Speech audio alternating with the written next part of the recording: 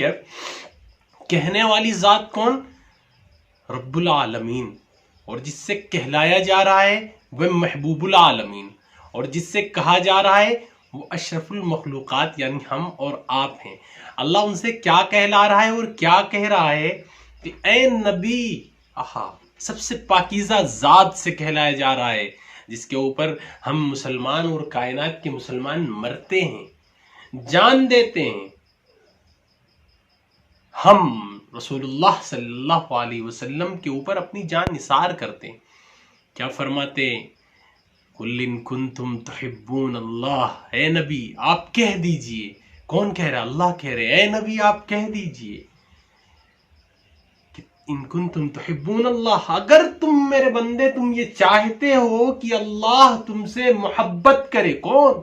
اللہ تم سے محبت کرے.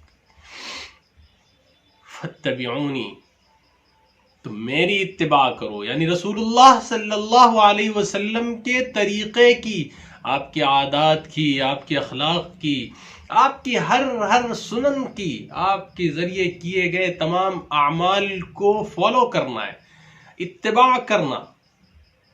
فاتبعونی یحببکم اللہ، یحببکم اللہ، اللہ تم سے محبت کرے گا جب تم میری اتباع کرو گے.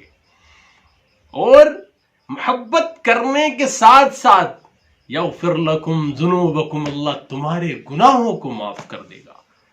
اور جس کے گناہ اللہ معاف کر دیں اس کے کیا کہنے، جس کے گناہ اللہ معاف کر دے اس کے کیا کہنے.